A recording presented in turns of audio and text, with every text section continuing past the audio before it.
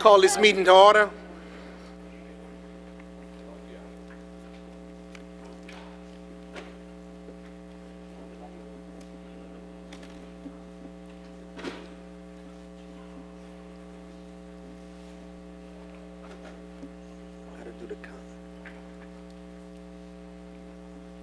We're going to ask Councilman Cook to lead us in our invocation and Councilman Kunk to lead us in the pledge. Loving Heavenly Father, we come to you this hour asking for your blessing and help as we are gathered together. We pray for guidance in the matters at hand and ask that we would clearly show us how to conduct our work with a spirit of joy and enthusiasm. We ask this in the name of Lord Jesus Christ. Amen. Amen. I pledge allegiance To the flag of the United States of America and to the republic for which it stands, one nation, under God, indivisible, with liberty and justice for all. Thank you, members. We welcome you to the City Parish Council meeting. We, as your representatives in the Lafayette Consolidated Government, welcome your involvement and encourage your participation. This meeting is a public hearing.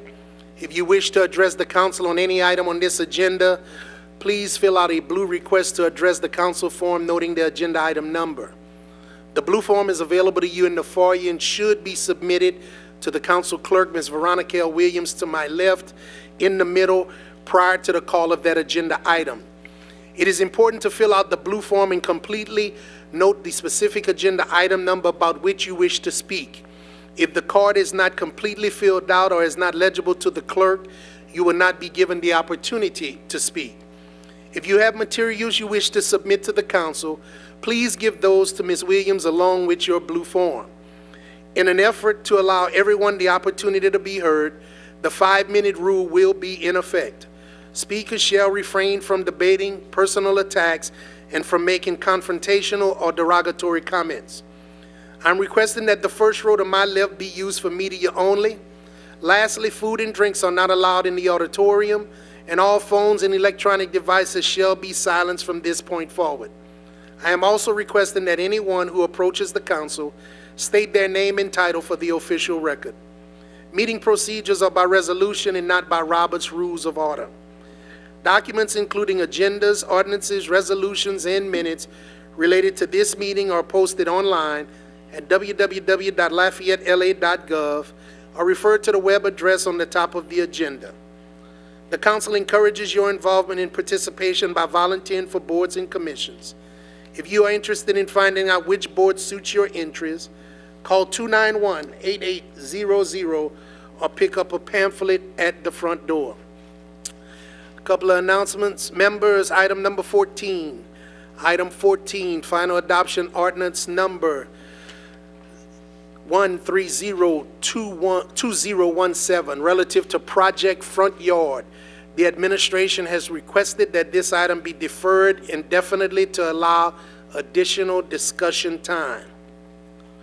Would like to also announce, and this is very important for the public, the introduction of the budget will be on Tuesday, August the 1st, 2017 at 5:30 p.m. during a special meeting here at the Lafayette City Parish Council Auditorium. Budget reviews will begin on Thursday, August the 3rd, 2017 at 1:00 p.m. Everyone is invited to attend. Also, due to the Independence Day holiday, which of course has passed, the LPUA and council meetings in the months of July, which we're about to complete, and August are being conducted on the second and fourth Tuesdays of each month.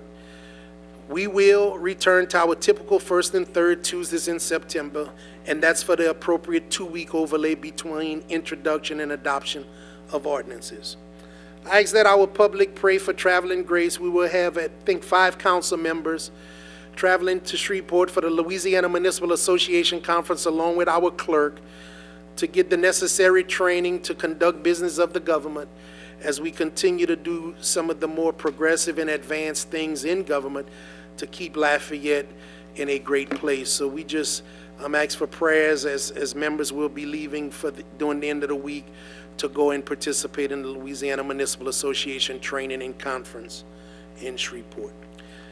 I think those are all of the announcements I have. I guess, one final thing. I want to congratulate the Lafayette Police Department Chief Aguilar, Deputy Chief Thomas, this administration. On today, we rededicated and did a re-grand opening of Precinct 4, which is a police precinct on Moss Street located in an old bank building that was torn down and rebuilt for the purpose of police work. And today we rededicated that facility with new amenities, being a 24-hour operation, full service location where you could get any report, any assistance, or any possible need met from a law enforcement perspective. The way we like to put it is, if you could do it at Dakota University in Pinhook, you could do it on Moss Street. So we want to invite those in and around that area to stop by, visit, say hello, visit with officers as they continue to enhance, improve, and execute their community policing efforts in and around that area.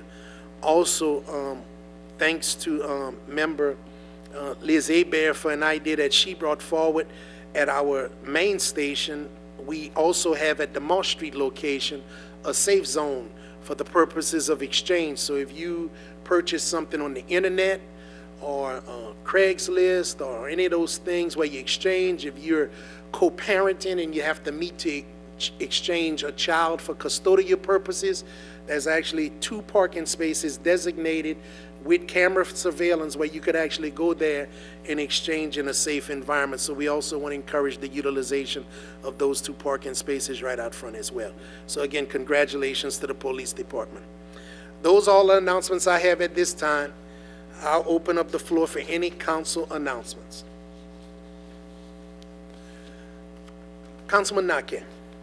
Yes, I have an announcement to make. It's a pretty good one, I guess. I'd like to wish our council chair, Mr. Kenneth Boudreau, a happy birthday. He celebrates it on July 30th, and happy birthday to you. And I'm not sure how young you are, but you know, you're looking good for the same area. We're the same age. That's cool. So happy birthday to you. Hope you have many more, and thank you again for all that you do. And I'm sure you got any family here? Not here today, no. Not here today? Yeah, one here. Where we go? Oh, yeah, he does. My brother's here. Well, like Senator Boudreau and Parks and Recreation Director, you got anything to say about your brother, or a story you can share with us? No? Yeah, you keep the meeting going. I got you. All right. All right, well, keep them talking, Boudreau. It's all yours. Happy birthday, man. Thank you. Thank you. I appreciate that. I appreciate the well wishes and everything. Thank you, Kevin, very much. Now what we'll do is go to the Executive President's Report. I'd like to welcome and turn the floor over to our Mayor President, Mr. Joe Robideau. Thank you, Mr. Chairman, and happy birthday. Before we get started on the agenda items on the executive report, I do want to introduce our new Public Works Director that's somewhere out there in the audience. Mark, are you there? Mark Dubrock. Started last week. Mark, welcome, and look forward to working with you.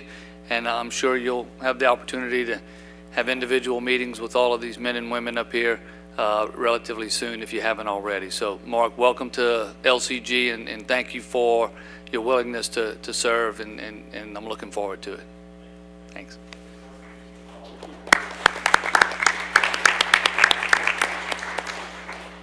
All right, Mr. Chairman, first thing on the agenda for us is the Lafayette Central Park quarterly report. I think Ms. E.B. Brooks is here, and Lenny Lemoyne, so if y'all could come make your presentation, thank you.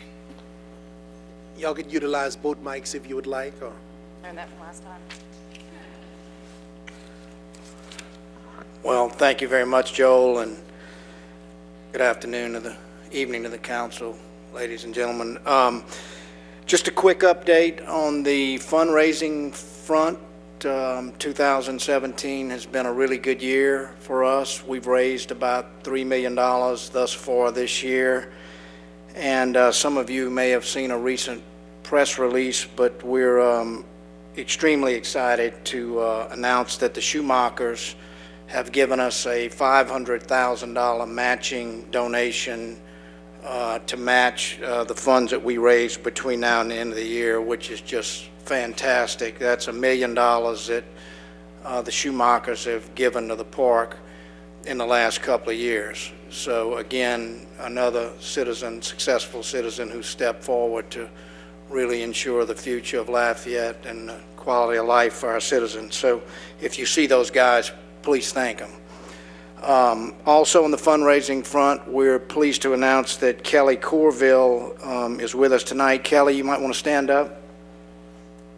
Kelly is the newest member of our team at Monkus Park, and she will lead the charge for us on continuing the work with fundraising and development. In terms of design, the design is finalized in terms of what will go into Phase 1, and I'm going to just quickly mention some of these great amenities. What you're going to see is a farmer's market pavilion, a dog park, tree houses, pond, walking and biking trails, really nice garden areas, and kind of sitting in areas throughout the 100-acre landscape, although predominantly the first phase of this park will be in the front half of the 100 acres, if you remember. So we're also going to have a carousel and a little mini golf course that will be built to help generate and maintain some of the operating cost in the park. In terms of timeline, we're finishing up on all of our pre-lease conditions that will enact the lease. We're down to just a couple of issues. We are working with Public Works on a few items to tie down on our final design. Met with those guys today. They've been very cooperative. Our maintenance plan is finalized and ready to be submitted. We've used just a great consulting firm from New York who actually works with Central Park. So I think we've kind of brought the best people in that arena to the table. And frankly, for us, that was the most difficult part of this. I mean, none of us have done that before. And then, you know, the certificates of insurance will come with the building permit as we get ready to go to construction. So in terms of deadlines, our deadline to begin construction is January of 2018, but we anticipate beating that deadline and getting to construction sometimes mid to late fall. You know, we're just really happy at where we are and the kind of support we've gotten from the community and certainly from you, the council. Any questions? Oh, and by the way, y'all all know Elizabeth Brooks, who's our executive director, who's done a great job for us. Maybe you want to add anything? Oh, Well, the one thing I would add is that we're having a free concert out at the park this Thursday from 5 to 11 p.m. So it's free to the public. You can bring your entire family. It's going to be a great time. It's called Grassroots in the Park. So we would welcome all of you guys to join us out there. We'll have our master plan, all the renderings out there, and be able to celebrate with everybody about breaking ground this fall. okay. Mr. Terrio? Yes, Mr. Lemoyne, real quick, you'd mentioned that the prerequisites that were set, you said that y'all were pretty close to meeting the requirements. Is there anything that would prevent you guys at this point from not meeting those goals in order to move forward? No, sir, not that we know of. I think all of those items are, you know, right in our grasp and just finalizing a few details. And I hate to put you on the spot. You mentioned y'all were having a great fundraising year. I mean, what percentage of the goal, I mean, are you guys at on that right now? If that's something you can share with us. We would like to raise another $2 to $3 million, which would mean we really would not need to leverage any pledges. But with or without that, we will break ground and have the ability to do so. So for development purposes, we're okay, and can move forward as we are. We'd still like to raise another $2 or $3 million. So anybody interested in participating in that, now that you've asked the question, we'd sure love your support. I was trying to give you the opportunity. Thank you. Okay. Well, We need your help. But anyway, you answered one of my questions, that even if you didn't raise anything else, you would still proceed. Yes, So sir. you're in good shape. All right, guys, that's all I have. Thank you so much. Thank you. Thank you. Seems to be it. Okay. Thank you so much. Mr. President? Thank you again, Mr. Chairman. We also have a proclamation for Professional Engineers Day. I'll read the proclamation. Whereas in 1907, the first professional engineering license was issued in Wyoming, and whereas the Registration Act of 1908 provided for Louisiana to become the second state in the nation to license professional engineers, and whereas since that time, licensure has expanded and professional engineers across the United States now number 820,000, and whereas professional engineers make the commitment to protect the public health, safety, and welfare of all citizens, and whereas the Louisiana Engineering Society was founded in 1898 and has been a member of the National Society of Professional Engineers since 1957, and whereas more than 16,000 professional engineers are currently registered by the Louisiana Professional Engineering and Land Surveying Board and are authorized to practice engineering. Now, therefore, I, Joel Robideau, Mayor President of Lafayette Consolidated Government, do hereby proclaim August 2nd, 2017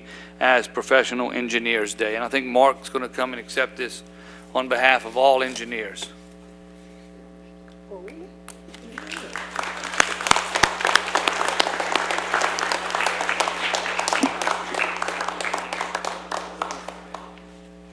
Thank you. I've been active in the professional societies that I've participated in, American Society of Civil Engineers and LES, being the Louisiana Engineering Society, and NSPE.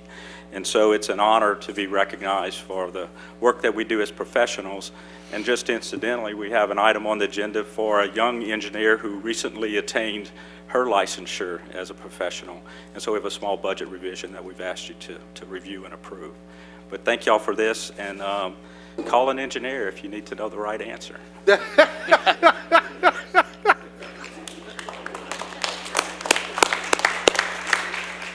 Did you hear what he said? Call an engineer if you need to know the right answer. I heard it. I thought you were supposed to call a politician. Yeah, I think he might have been more accurate. The last item on our agenda, Mr. Chairman, is I'd like to bring Dr. Shanae Nelson up, the Director for Community Development, to give a briefing on CDBG dollars. Good evening. Excuse me. And Mr. Chairman, each of you have your binders to follow along with her. Thank you. Okay, thank you.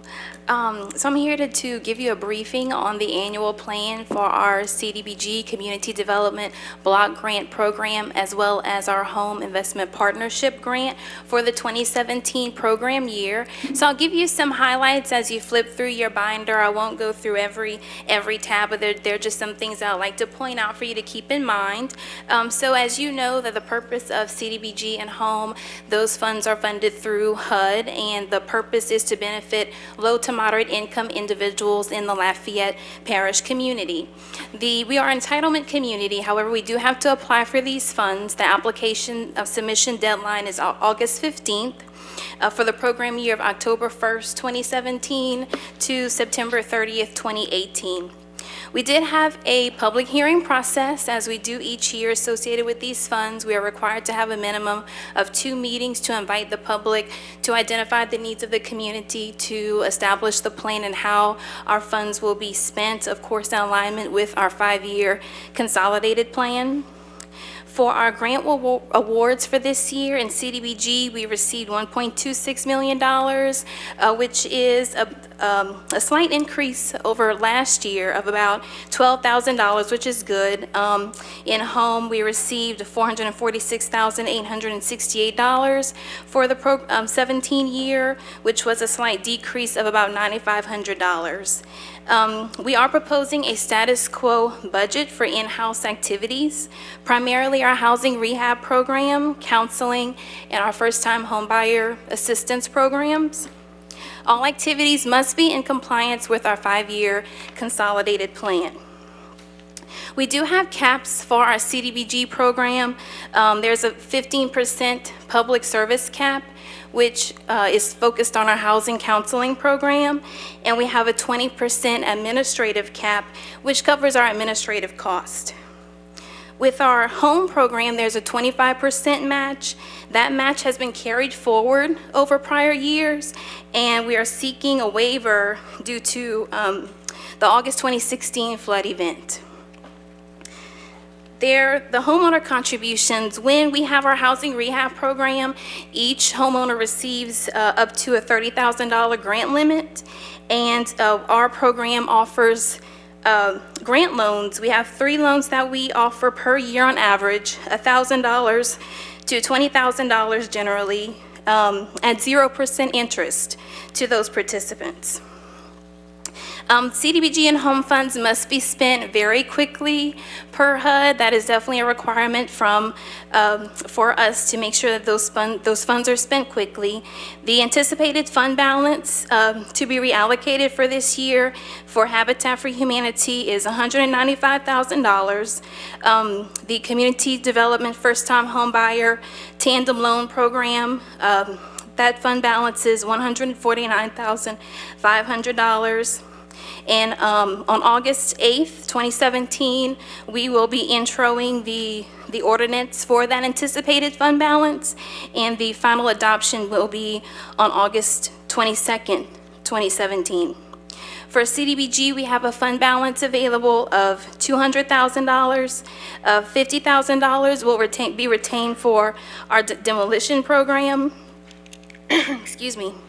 We have some funding retained for reserves, which covers our unanticipated needs that we may have throughout the year. With our home fund balance, we have $300,000 available that is restricted to housing development activities. Those funds are more difficult to spend. We do have a cap associated with our CHODO, which is a community housing development organization. They must receive 15% of our home grant fund awards, and that is about $67,000 for the 2017 year. If you look in your binder, I'll kind of go through some of the tabs with you. In Section 1, we have a program overview of the CDBG and home program overall. In Section 2, the citizen participation process, we do have to make sure that citizens are involved in the needs and identifying the needs of the community and establishing our annual plan for the year.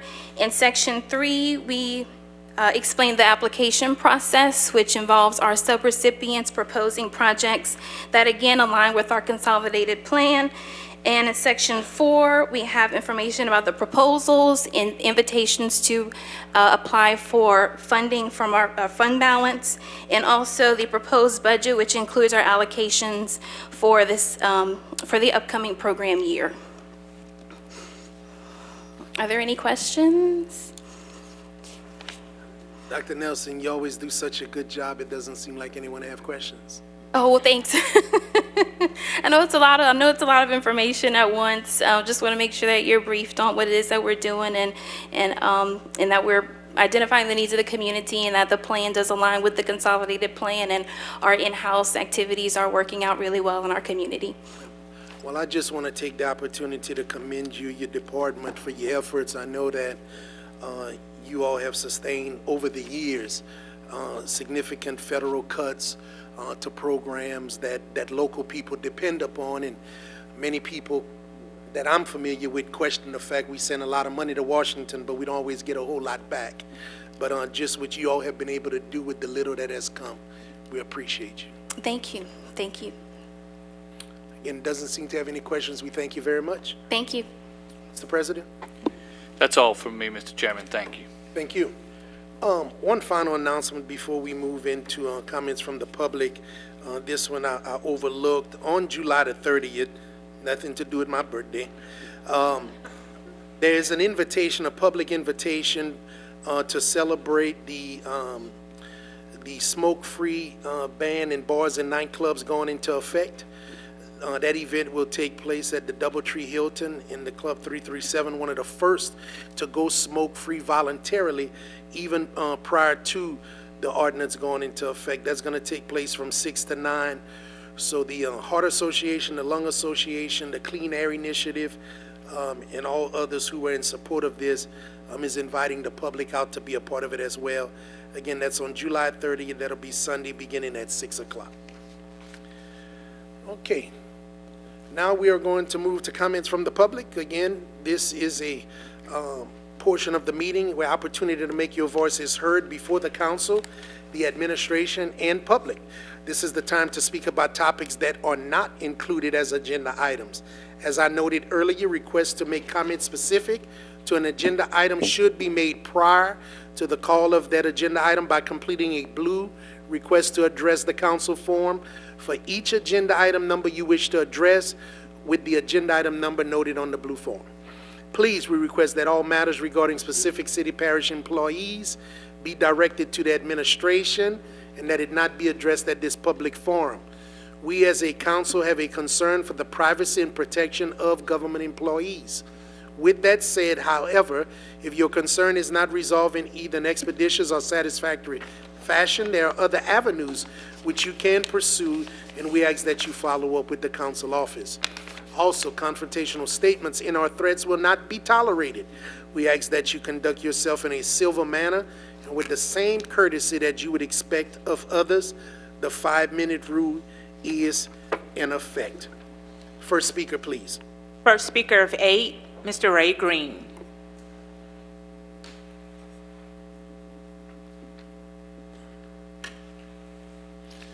For those who may be with us for the first time, you could approach at either mic, standing, or if necessary, if you need to sit due to health conditions or otherwise, you could go to the seated mic right in the center here.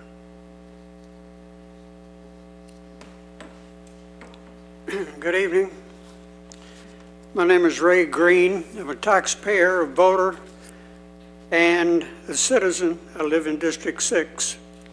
I'm also a spokesman for many overlooked, forgotten, ignored, disabled veterans and other disabled people, and I'm also the spokesman for Project Armchair.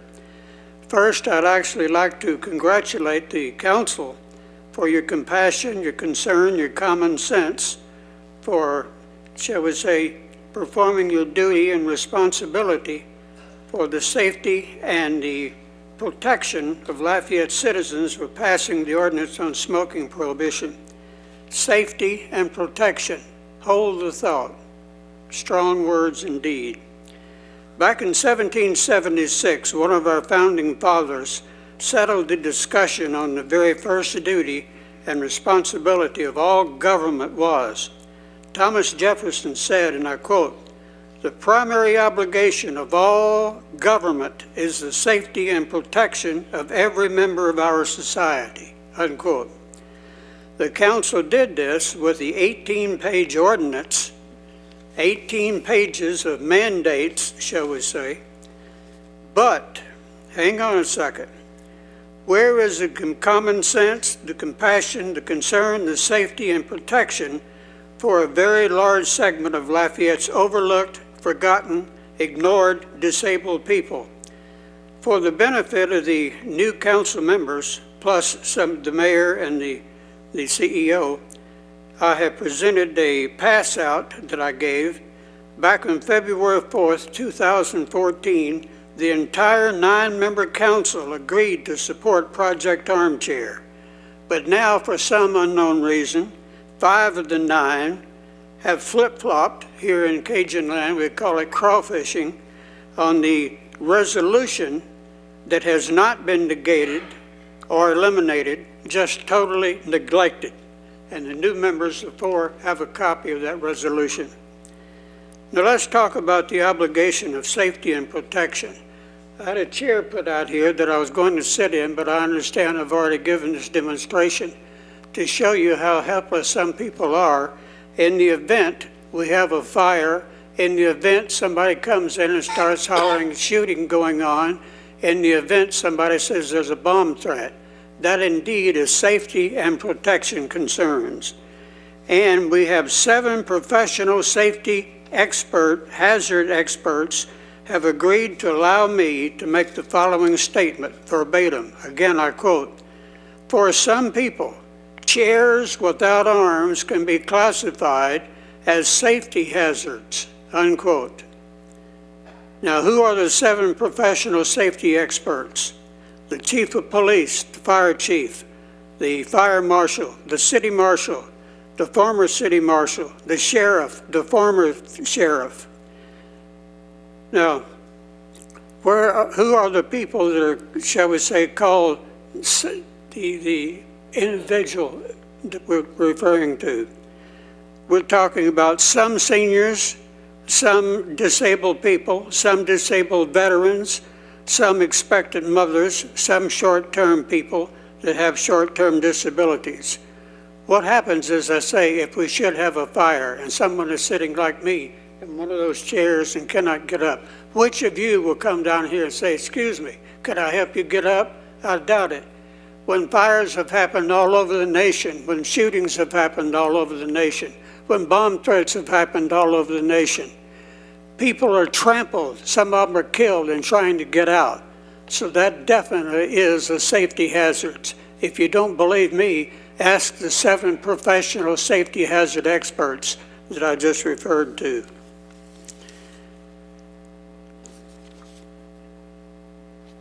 I'm again asking you people to do your duty and do your responsibility as far as safety and protection is concerned by putting Project Armchair back on the agenda for discussion. How can you make a decision without even discussing something? But one of you on this council has told me I'm wasting my time. I'm not wasting my time. I'm going to spend the rest of my life, short though it may be, in getting the point across because it's the right thing to do. You can put this in stone.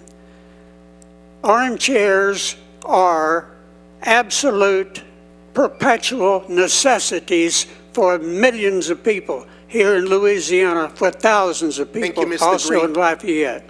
Thank you very much. Next speaker, please. Larry Glover. Please hold your applause that delays the meeting. If you don't mind, please hold your applause that delays the meeting.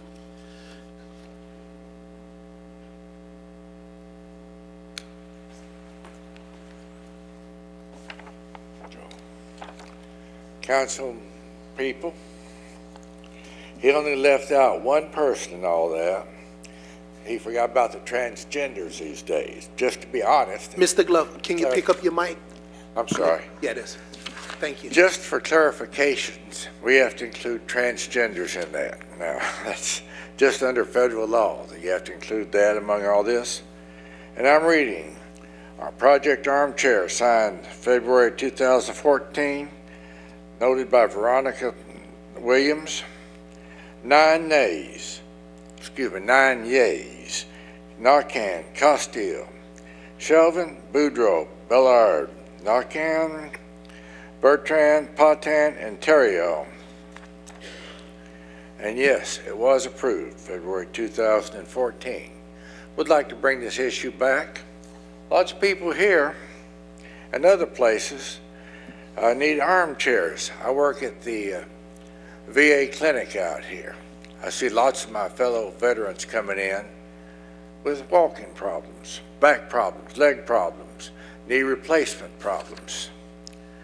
And we don't have any pregnant women coming in out there, but that doesn't mean there aren't pregnant female veterans out there, and they would need this also. So I'd like you to reconsider the Project Armchair, which you passed back in 2014. I'd like to see it brought again as an issue. Thank you. Thank you. Next speaker, please. Teresa Roloff.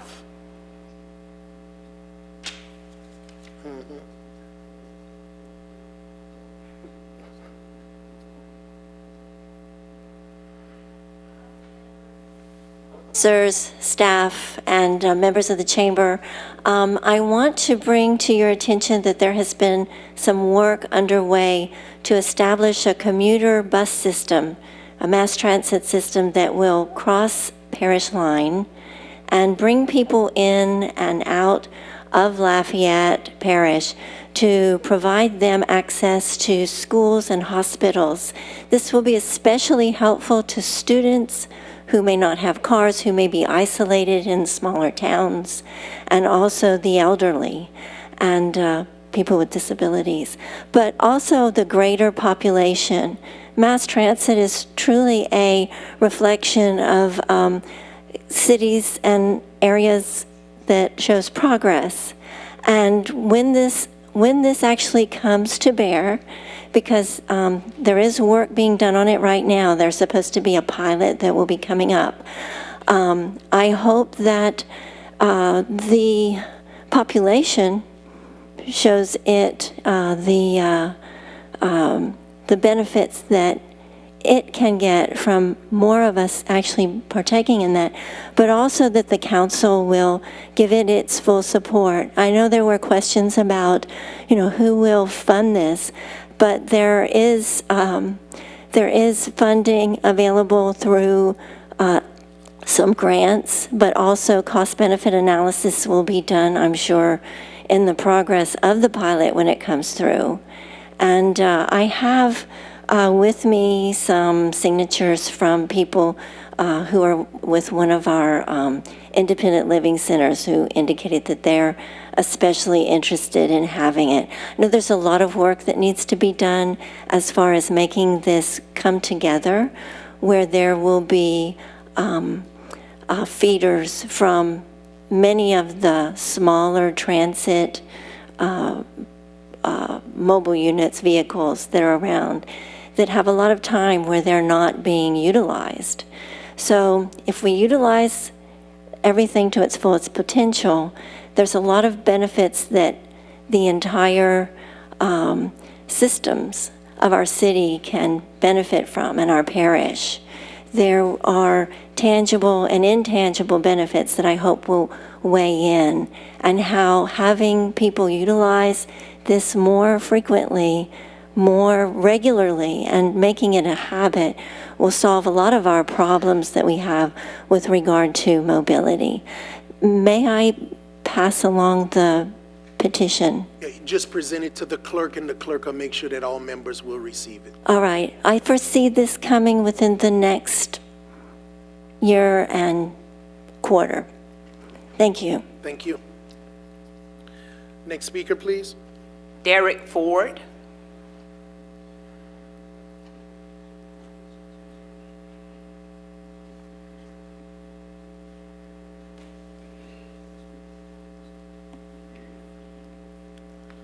Good evening, Council.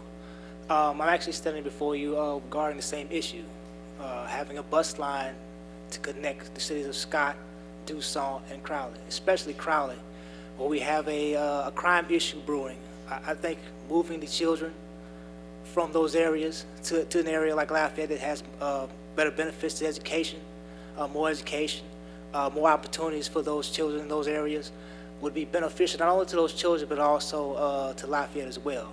It would grow the city by leaps and bounds.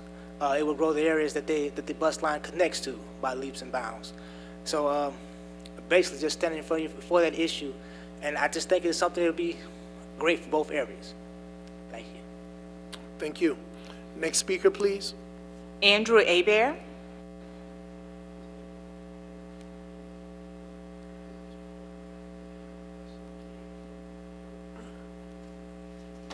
Good evening, council members, public, City of Lafayette, parish residents, small town residents, non-consolidated residents. Bruce, you were right. I did check and find out that you did pass separate taxing ordinances to roll up the millage rates for the City of Lafayette and the parish of Lafayette, because I had mentioned that before council members rolled them up with one ordinance. So you're correct. And as I've been mentioning before, that you still have two separate taxing agencies. You have the city and you have the parish. And since you're becoming, as you mentioned, it's difficult for people to follow the budget documents. Since you merge them into one document, it's very difficult for us to follow if it's city money or parish money. So I respectfully request that you put together two separate budget documents, one for the city and one for the parish, because as you said, you vote once for the city and you vote once for the parish taxes. You're separating everything. So let's do it in the budget document so we, the citizens who pay these taxes, because I pay a city alimony tax as a registered city voter, and I pay a parish alimony tax since I'm a parish voter too and property owner. So I pay two separate taxes. I asked for the legal requirements of the state constitution, which provides for the assumption of indebtedness of two entities being merged. And there are no documents to provide that. And that's one of the reasons I'm going to ask some questions later on about certain words that are used in your presentations. I was disappointed that has not taken place. In fact, I believe Mr. Durrell at one point said consolidation was done incorrectly or was not fulfilled according to the requirements. But I'll check on that quote. The other thing I'm disappointed about is I filed a petition to de-annex my property from the city of Lafayette. There's a legal requirement to do that. You file a petition. I filed a petition. I have received nothing, not even a, yes, Mr. Hebert, we received your petition for de-annexation. I've asked for records of the requirement to see if I am all of the registered voters for that property. There's no documents to that effect. I asked to find out if I'm the property owner, the requirement that you need to look into to find out if I'm 100% of the property owners. There's no documents to that effect. So can someone please tell me, how do I petition my government to get an answer to my question of de-annexation? Because there's two things we're going to do. We're either going to merge as one, or I want out of the city so I can join a town that has a real mayor and a real council that act in the real interest of the property owners and taxpayers of those towns. Now, we can either merge, which we voted to do, which the state constitution requires, one tax for everybody. We'll discuss that in a little bit. Thank you. Thank you. Mr. Cohn? Andy, just a quick observation on one of your comments. We are not merged as a government. The Home Rule Charter specifically states that the City of Lafayette remains a legal entity on its own. So we have taxation without equal representation. Thank you, Bruce. Next speaker, please. Andy Nakka.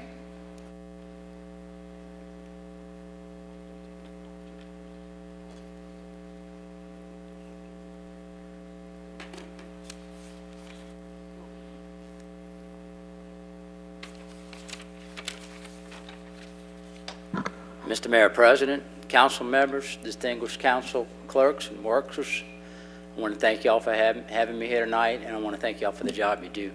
I came here in support of Mr. Green's project, Armchair. I was here when it first came as resolution. I supported it. In fact, I sponsored it. And over these years in observance, what Mr. Green has been discussing, I see it more and more. At this point in my life, I too have to go through a bilateral knee replacement, which I discussed with Mr. Boudreau. And sitting in that orthopedic surgeon's office, there's nothing but armchairs. In discussing with the orthopedic surgeon, he says that is a necessity for people who have difficulties with their legs, their backs, their knees. It's not just a need, it's a necessity for a lot of people. Any lady who has had children, my wife included, how often do they need an armchair to get up? How many times have I pulled my wife out of a sofa because she could not get up? It's not just something that he's asking for. It really truly is a need. And I know it can't necessarily be addressed on a local level to where it affects everybody, statewide, nationally, but it's a start. You have to have a starting point somewhere. And maybe when we start small, big seeds will grow like a mustard seed. You plant that seed and maybe we'll catch on to other people. It probably has to go back on the national level to the ADA, but will that ever happen unless there's a voice out there screaming for it? Y'all could be that voice. Y'all could be the start for something big that could really help out those people that have a necessity and need. I would hope that y'all would at least address this again. It was supported before. I think it needs to be supported again. A prior council member who I served with has been through a bilateral knee replacement. I was sitting in the same office, surgeon's office, when he was in there going in for checkups, and I asked him, you realize the importance of this project armchair now? He said, oh, definitely, you know.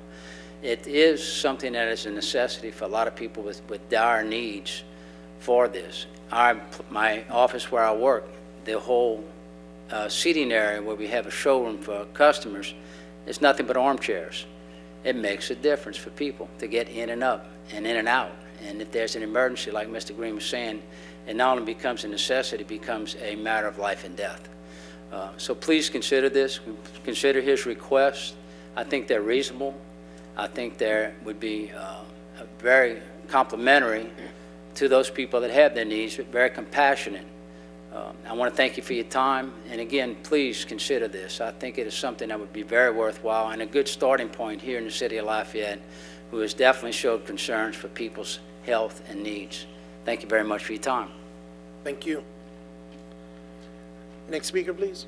Monique Boulay.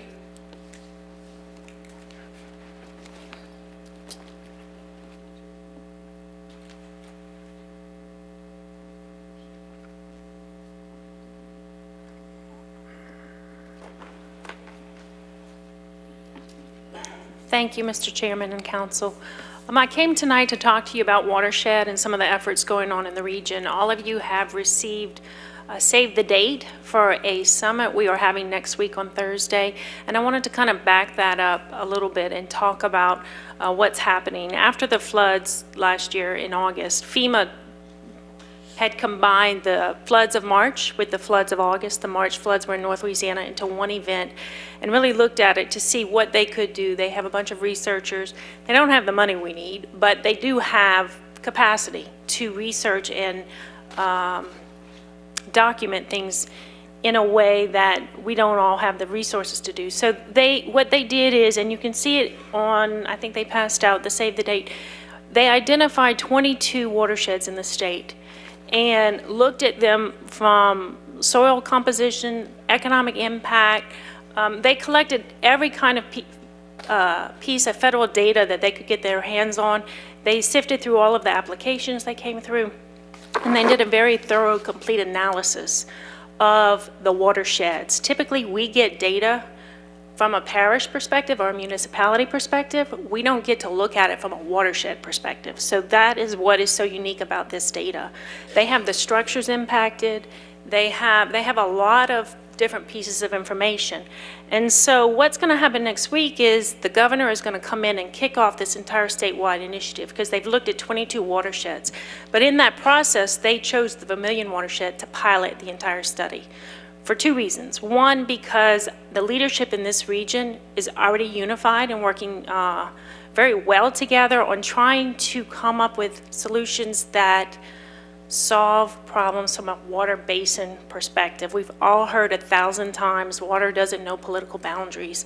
That's kind of the cliche that tags this whole thing, and we plan from our political boundaries because that's the control we have. So how do we look at the region, and when I say the basin, the watershed, it's not just the Vermilion, it's the Vermilion, Teche, Mermentau, and then part of the Chafalaya basin that runs on this side of the levee. They all interact at some point. And, you know, going further north, how the water comes out of Alexandria and that area and how it's dispersed really is important. And so they looked at the Vermilion watershed, they looked at the economic impact. I'll tell you, one of the things they found was we had the greatest economic activity that was vulnerable in that flood out of the entire state. That meat basin was affected much more severely than anybody else. They probably had 80% of the damage. And I forget the number, the cost, but ours was about 300 and Ouachita was about 300 million. And all of the other basins totaled about 300 million. So that was the impact, but the economic activity we scored up there, that was one of the reasons, and then the regional collaboration that's happening with our parish presidents. They spoke very early, and Mayor Robideau was definitely a part of that, a leading voice in that, together, saying we wanted to address watershed from a regional level. We want the big solutions that are going to have an impact, and we need to look at the whole system and figure out what that is. Well, we need more science for that. So a side effort, this Watershed Summit is going on next week, but a side effort that's coming out of all of our working relationships is I really want, or not me, I shouldn't say I, the region, the APC, we're pushing the issue of a basin-wide, and those 4 basins, water analysis. The Corps of Engineers completed an analysis on Lafayette Parish in December. We want to expand that to the whole area. So we know if we do a major drainage project here, we know what it does there. You know, it's, you all are put in positions to make decisions, and do you have enough science to really make solid decisions? I mean, it's a guess game for everybody. I see it, you know, Larry Richard in Iberia, he's had 25 meetings, and he's trying to identify what to do, and he needs more science. And, you know, I think we all do. So we're really pushing that effort, and I don't have it pinpointed. I can't say anything's been awarded, but I can say I've gotten a lot of reinforcement that I think we are pushing in the right direction. The state is very engaged. The governor is coming in on Thursday. Now on next Thursday, that evening, I think you all have budget hearings or potential budget hearings during the day.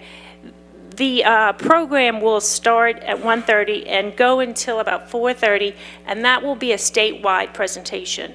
Washita and Amit will be here for that. At 5:30, we go specific to the Vermilion watershed. That's your time. That's your time. Okay. Okay. Ms. Cook? Thank you. I just have a couple of questions.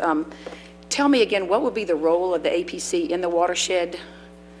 So we, as the Regional Planning Commission, our board is made up of the parish presidents, and we are facilitating on behalf of the region, I guess. FEMA and GOSEP and the governor's office, when they realized we had collaboration going on with our board, they don't have that anywhere else in the state. We are leading this conversation in the state, and this is actually yesterday we met with St. Landry, St. Martin, and Lafayette Parish. All of the engineers, many of the consultants came that are involved in this decision, and some of the elected officials came. And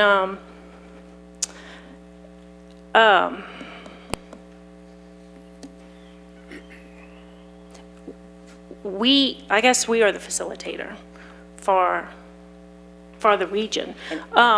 And LCG fits in this, where do we fit in? Well, so LCG has a significant voice in this. That's where a lot of the economic activity comes in. In the panel, we have a discussion. We are bringing in the Water Institute, the Coastal Water Research Institute from UL. We've asked your new Public Works Director, who comes with a great deal of drainage knowledge, to participate. LCG will definitely have a large voice in this going forward, and in the leadership. The mayors and the parish presidents will also sit on a panel, and it will be Thursday night. And so if you come at 5:30, it is really more specific to the Vermilion watershed. Thank you. Okay. Thanks. That's all I have. Mr. Cohn? Monique, where will the summit be held? It's going to be held at the Light Center. I'm very excited to announce that. At the Light Center. And so the summit, I will say this, we haven't opened it up to the public. We won't turn anybody away, but we're trying to really pull the councils. The reason it's in the evening is to target the councils and the juries that are making these decisions that need this type of information. So the Light Center is not the largest facility in town. It may be a little tight, but I think it's going to be I think it's going to be a strong turnout, I guess is what I'm saying. So. Okay, it looks like it. Next speaker, please. Final speaker on the comments from the public is Dr. Michael Walden.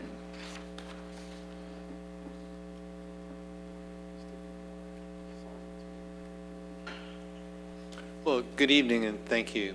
My name is Michael Walden. I'm a PhD in engineering, retired from LSU and UL and the federal government, where I worked 12 years as a hydrologist.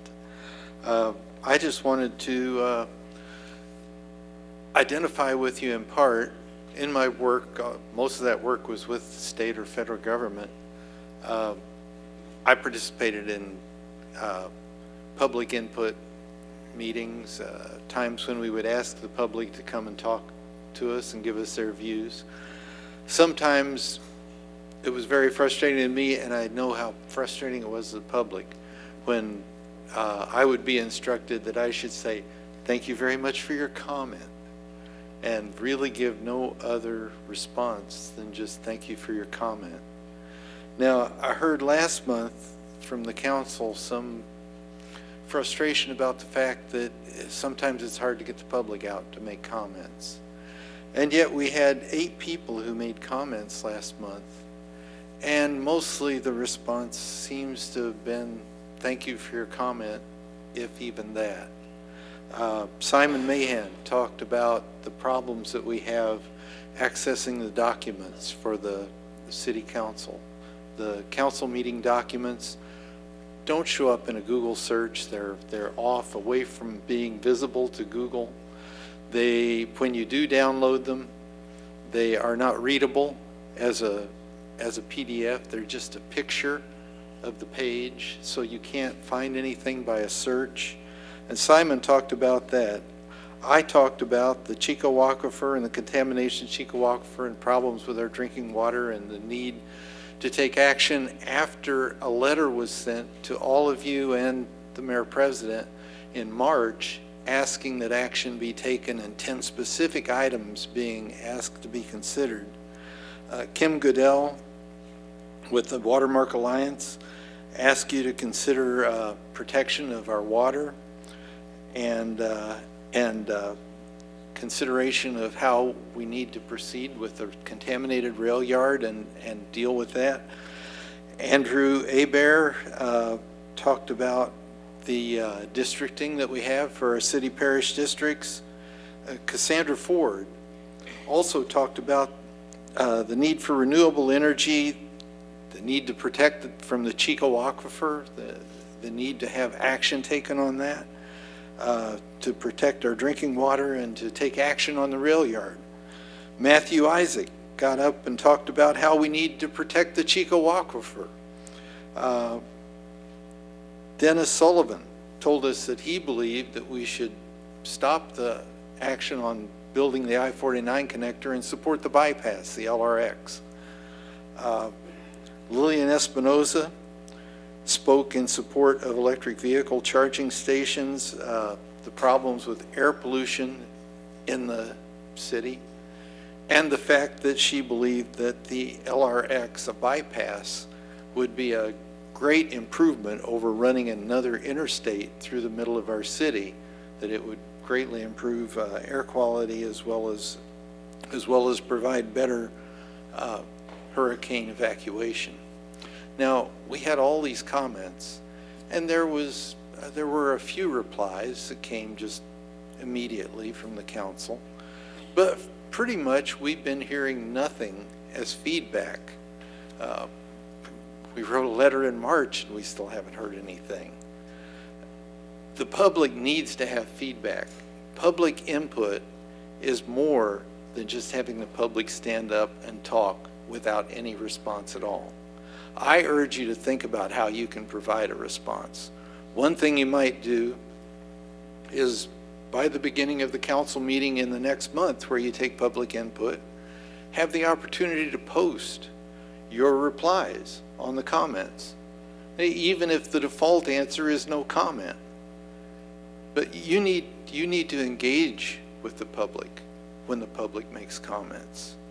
Just asking the public to come and speak with you sitting in sanguine silence and not ever replying to us, giving us no replies after our hard work of putting together comments is just arrogant. And I'll leave it at that. Thank you. Thank you for your comments. Mr. Bellard. Yes. As far as the IT and the internet access to the agendas, if Mayor Robideau allows, I'll have IT look into it, and that's a request we can do. But I find it, and I'm not good with a computer at all, and it's pretty easy and I can find it. So pretty much anybody can find it. As far as the Google search, I have no idea. Another thing, Mr. Andy Hebert, whatever he has sent for request from our attorney, my attorney has responded to him numerous times. I've seen the emails with that. In order, the water protection, I would have to refer back to Mr. Robideau and have LUS look into that and provide a memo to the public or whatever saying what we're doing to make sure the water is safe. And I guess the reason why I'm saying all this is we do want people to come and speak, and it's not ignored. At least I've seen it in my past 9 years here that we've always followed up. On those 3 things that I've listed, I know we've followed up. But if you need more, please come back again next time and we'll give you more. But I would ask that the mayor, through his directors, put some type of memo together on what we're doing for to make sure that the water is fine and safe. IT to look into maybe making it easier, accessible. However, like I said, I think I can do it, and that's saying a lot, believe me. I-49 bypass, that's another issue. That's more or less a state issue, but it does involve us. I don't think we're going to vote on it anytime soon. But we are here to answer your questions. So you're not going to like this, but thank you for your comments, and we'll try to do better. Thank you, Mr. Chair. Thank you. Okay, that was the final speaker? Yes, sir. And if I may, on the text search for the council agendas, I have had 2 meetings with IT, and IT is on it, and they have looked at additional software that is needed in order to do that, and that comes at a cost. So they are looking at it, and it looks like it will be put in the budget. Okay, thank you. Okay, we're going to now move to resolutions. Again, this is a public hearing, and blue sheets are available for anyone wishing to address the council. The 5-minute rule does apply. Jeremy, item number 6, please. Resolution 29, 2017. A resolution of the Lafayette City Parish Council authorizing the filing of an application with the U.S. Department of Justice for a 2017 Community-Oriented Policing Services Hiring Program grant for the Lafayette Police Department. Motion by Nakane. Second by Terrio. Council discussion. There is none. Any blue cards? No, sir. Please call the vote. District 1? Yes. District 2? Yes. District 3? Yes. District 4? Yes. District 5? District 6? Yes. District 7? District 8? District 9? Yes.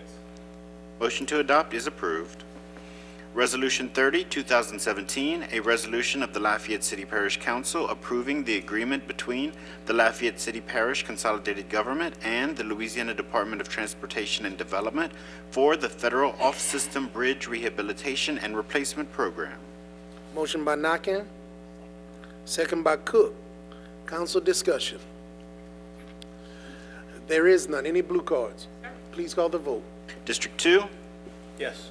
3? Yes. District 4? Yes. District 5? Yes. District 6? Yes. District 7? District 8? District 9? Yes. District 1? Motion to adopt is approved.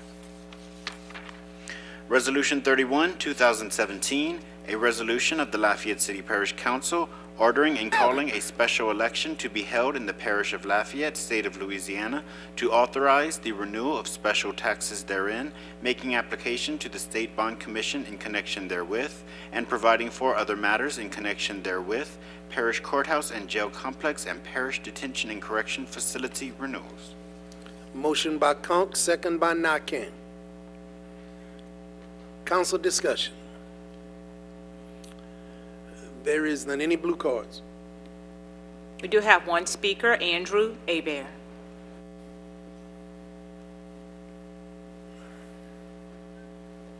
I respectfully request that you amend this to state it as a city parish property tax, because in the ordinance, it says that you're acting as the governing authority of the parish.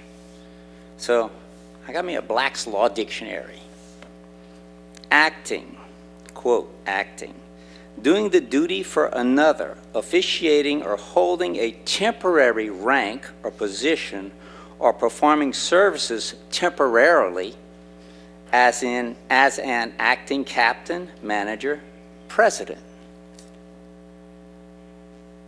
So who is the real governing authority?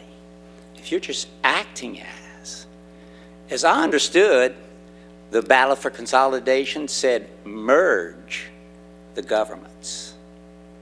So Either we are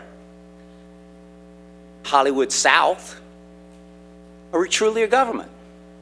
And as I've told you before, it's time for Parish One. We need to unite in order for this community to move forward and be one. You have the opportunity to make the first step simply by calling this a city parish tax. It's that simple. That's a first step. That will initiate the unity that this community and parish needs. So I ask you for that. Thank you. Thank you. Mr. Terrio? Mr. Escott, I see you're looking up the information. Would you mind giving him an answer to his question? Is this council acting, or does it have the authority? Under the charter, the City Parish Council is the governing authority for the City of Lafayette and the Parish of Lafayette. You have the power. You are the governing authority. Are we doing anything in violation of the charter at No, this sir. point, or any given time? Could you read the first paragraph of that ordinance where it says the resolution acting as? So, It says it in acting as the governing authority, so I'm just assuming that that's what you're doing if it says you're acting as. would that be normal verbiage, Mr. Escott, whenever something like that is written? Not in dealing as the with governing a authority, body? just acting as? First of all, the question presupposes that I agree with Mr. Hebert's interpretation of the words. It's a matter of semantics. Right. You're the governing authority for that entity. You are forming an act commensurate with that power, and it's all legal. Okay. That's all Governing I have. authority That's for all I that have, Mr. entity. I like that quote. Thank you. That's all I have. Thank you. Two separate entities. Mr. Cohn? In this instance, we are acting for the entire parish of Lafayette, which includes every municipality, not just the city of Lafayette. Okay. Was that the only blue card? Okay. And there's no other council discussion? So what we'll do, we'll call the vote at this time. District 3? Yes. District 4? Yes. District 5? Yes. District 6? Yes. District 7? Yes. District 8? Yes. District 9? District 1? Yes. District 2? Yes. Motion to adopt is approved. Resolution 32, 2017, a resolution of the Lafayette City Parish Council ordering and calling a special election to be held in the parish of Lafayette, state of Louisiana, to authorize the rededication of special taxes therein, making application to the State Bond Commission in connection therewith, and providing for other matters in connection therewith, public health millage rededication. Motion by Nakam, second by Conk. Council discussion. There is none. Any blue cards? Yes, sir, we do have 6 speakers. Okay. The first of Oh, which, hold on, Mr. Terrio would like to speak. I apologize, Madam Clerk. It was a late button. Yeah.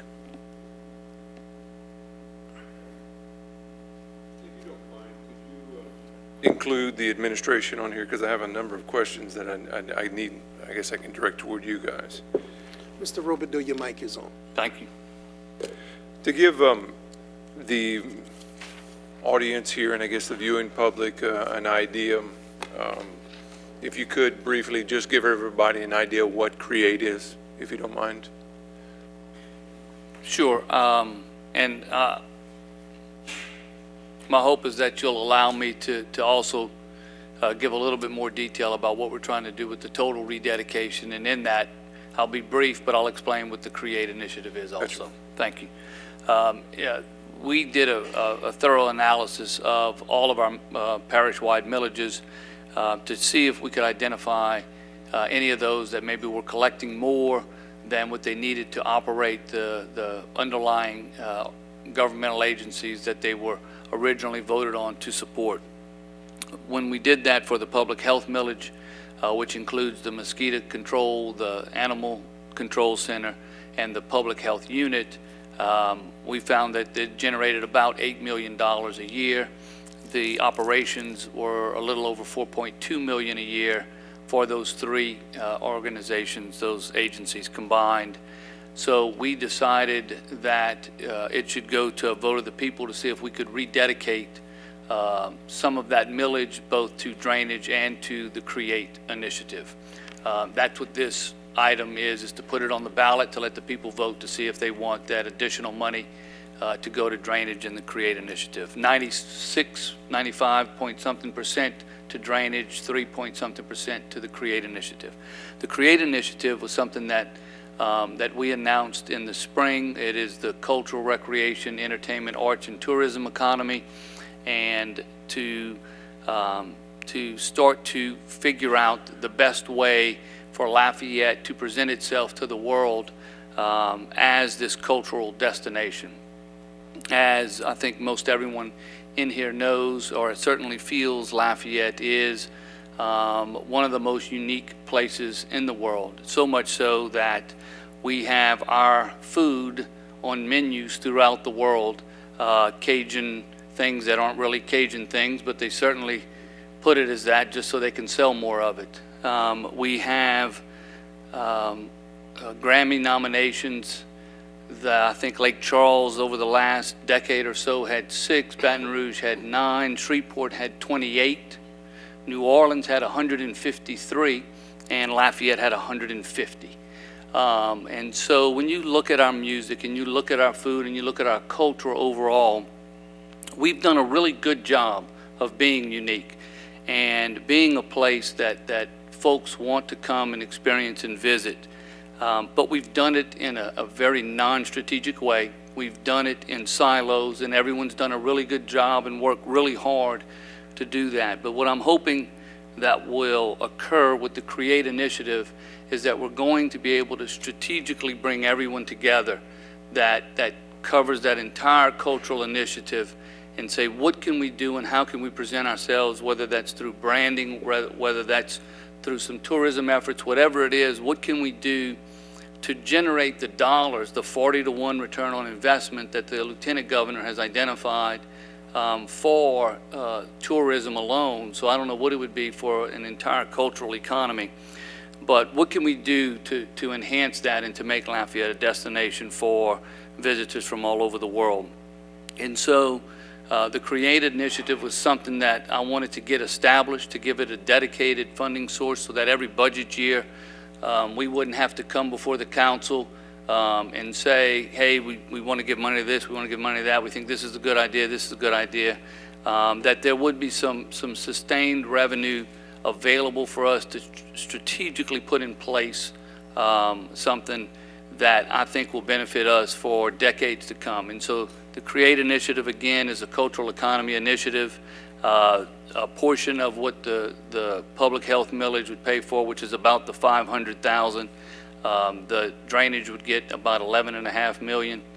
And I think it's money well spent, because if we get the 40-to-1 return on investment, then someone could make the argument, why did we only put the 500 into our cultural economy if we could get a 41 return on investment? That may have been a little bit longer answer than what you wanted, but I appreciate you asking me the question. You covered all the bases. All right, let's dig into this a little bit deeper. You mentioned that of the existing millage out there, that I think you just said 11.5 would go to drainage. Yes. And $500,000 would go to the CREATE concept.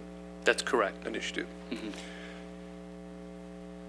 That is today's numbers, okay, which means we're talking about recurring revenues over a long time period. So let's start, number one, with CREATE, if you don't mind. And again, you can educate me, because a lot of the information I have here, maybe it's not correct. I was told it is, but to start with CREATE and dealing with the cultural initiative, currently the taxpayers of Lafayette pay a dedicated motel-hotel tax to LCVC. You agree with that? I would say the visitors of Lafayette pay that. The taxpayers in Lafayette, there's a dedicated tax for that. Whoever comes to Lafayette and stays in a hotel, if that be you or me or a visitor from out of Lafayette, that's who pays it. Okay. Now, if I'm not mistaken, LCVC was also tasked with more or less the same thing that you're mentioning, talking about cultural initiatives and tourism and things like that. There's certainly the T in create, the tourism, and there is effort on their part to generate as much tourism as possible, yes. Okay, so now we have two organizations that are more or less going to be doing the same discipline. Now, also from what I learned is that you mentioned the Lieutenant Governor's Office. The Lieutenant Governor's Office provides money for local tourism and initiatives also, other than create. You aware of that? Absolutely. The Lieutenant Governor has his budget, and he promotes tourism throughout the state also, yes. Okay. So if we're looking at giving, and I think your number was $500,000 to create, if this were to be approved by the voters, that would be for this year. Now, these would be recurring revenues, which means for every new home or anybody else, this would be a dedicated millage to create. Who would have oversight over create? This cultural group? LCG. Would the council have it, or would it be the administration? Well, I mean, the council has control over everything. I mean, we like to think that we have some say-so, but ultimately, the council appropriates every dollar. Just got to make sure of that. Okay, so with that said, the council would have oversight of this agency or this new Fund. fund. Let's call it that. Do we have somebody in charge of the initial CREATE initiative at this point? It doesn't exist. After November, though, I mean, certainly we would need to organize that if it does in fact pass.